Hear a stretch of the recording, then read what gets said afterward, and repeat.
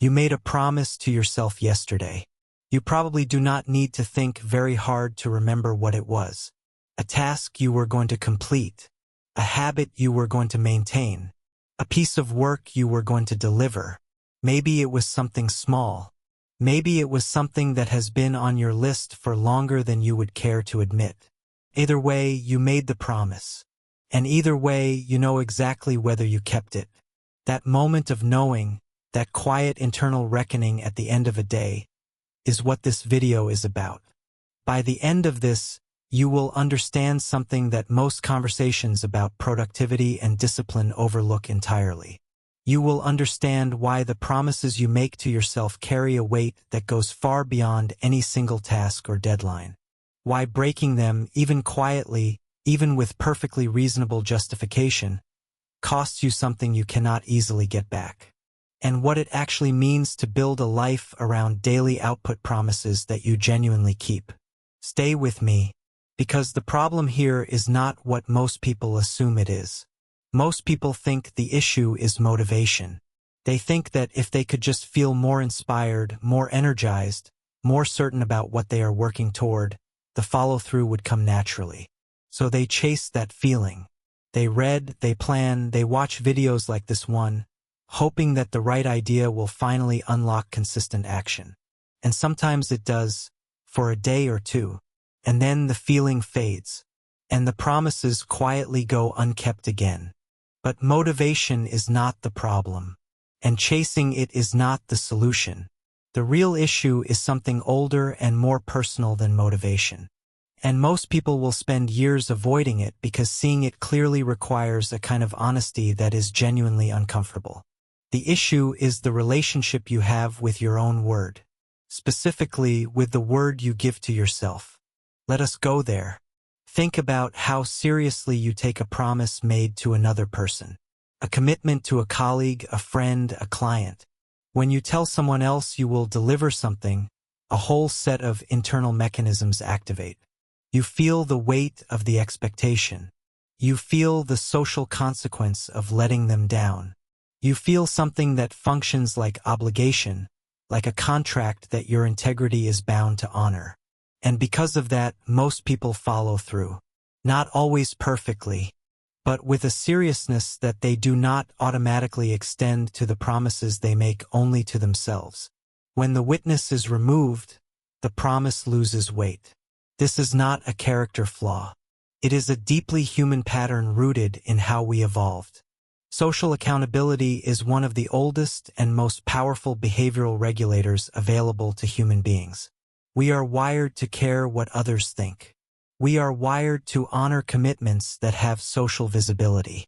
And for most of human history, that was enough, because most of what mattered happened in the presence of others.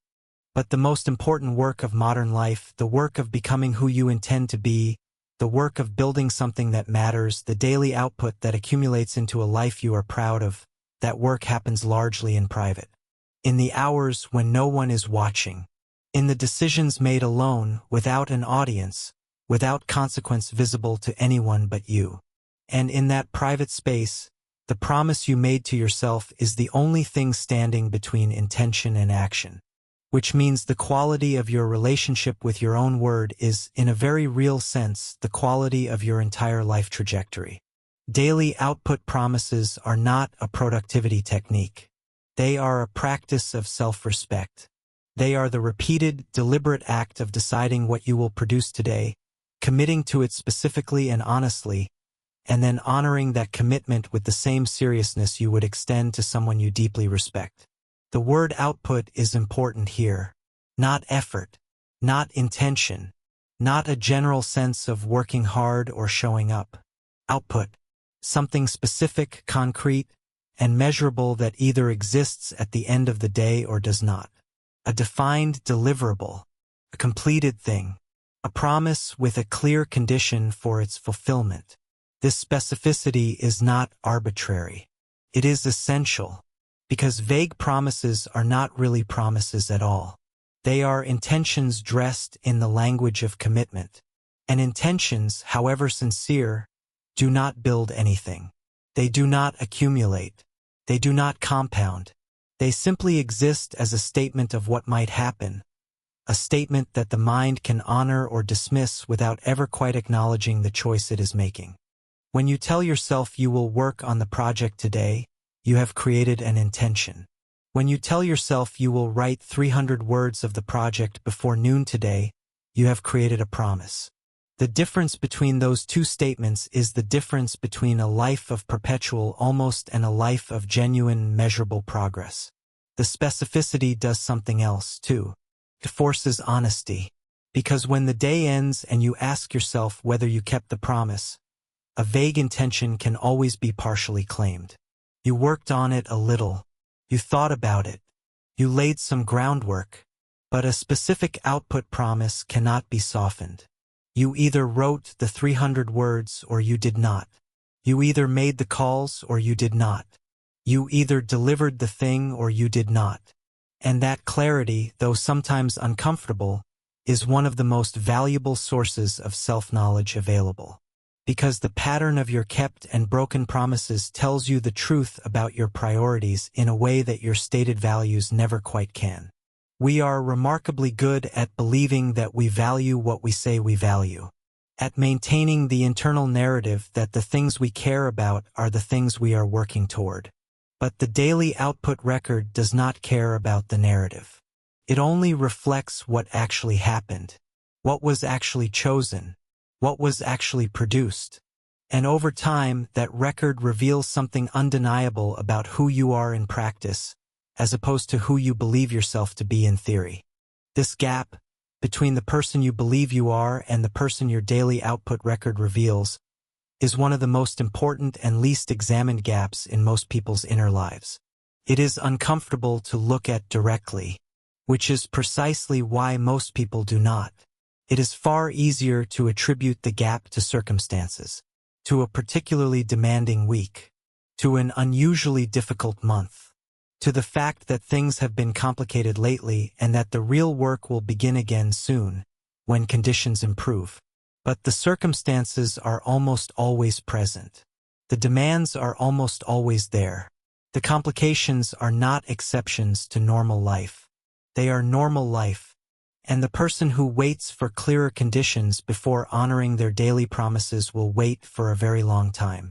The practice of daily output promises is, at its deepest level, a practice of operating in reality rather than in theory, of meeting each day as it actually is with its actual constraints and its actual demands, and still finding within it the space to produce something.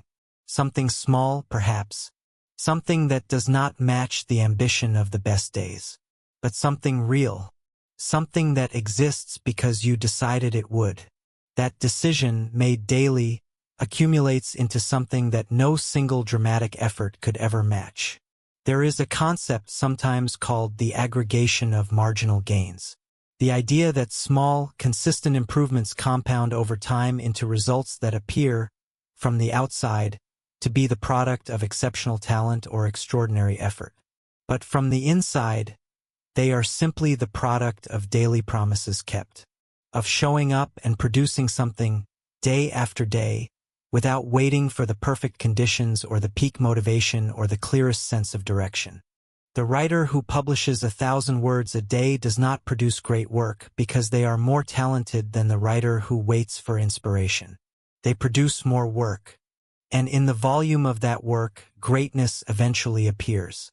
Not as a destination reached in a single creative leap, but as an emergence from consistent, promised daily output. This principle applies far beyond writing. It applies to any domain where compounding is possible. Business, relationships, physical health, creative practice, intellectual development. In all of these areas, the person who makes and keeps daily output promises, however modest, consistently outperforms the person who makes grand plans and waits for the moment of readiness that never quite arrives. But here is the part of this practice that most people underestimate. The part that makes it harder than it sounds, and more important than it might appear. Keeping daily output promises builds something beyond results. It builds self-trust. That specific, earned, non-transferable confidence that comes from having said you will do something and then doing it. Again and again. In the small moments that no one else notices. In the private accounting of a day honestly lived. Self-trust is not self-esteem in the conventional sense. It is not a feeling about your general worth or likability or capability. It is something more precise. It is the knowledge, based on actual evidence, that when you commit to something you follow through.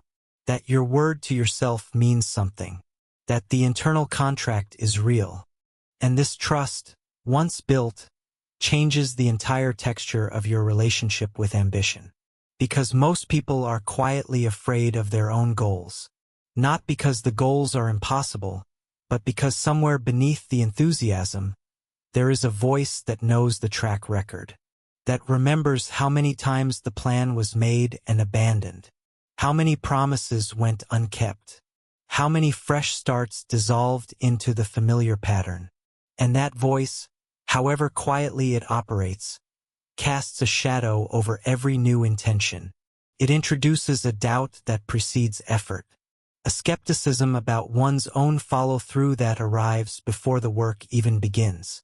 Daily output promises, kept consistently over time, silence that voice.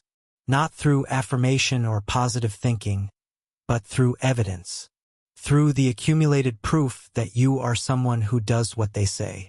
Someone whose internal word carries real weight. Someone who can be trusted by themselves to deliver. That is the transformation that lies at the end of this practice. Not a completed project, though those will come. Not a more impressive resume, though that may follow. But a different relationship with yourself. A quieter, steadier, more grounded sense of who you are and what you are capable of. Built not from a story you tell about yourself, but from a record you have actually made. Begin where you are, today, with something specific and honest and achievable. Not the output of your best day, the output of this day. This one with its actual energy and its actual time and its actual constraints. Make the promise. Write it down. Name it clearly enough that when the day ends, you will know without ambiguity whether you honored it. And then honor it. Not perfectly, not without difficulty, but fully, with the seriousness of someone who has decided that their word to themselves is worth keeping. Do that today, and again tomorrow, and again the day after that. The life you want is not built in the moments of inspiration. It is built in the ordinary days when you simply did what you said you would do. That is enough. That has always been enough.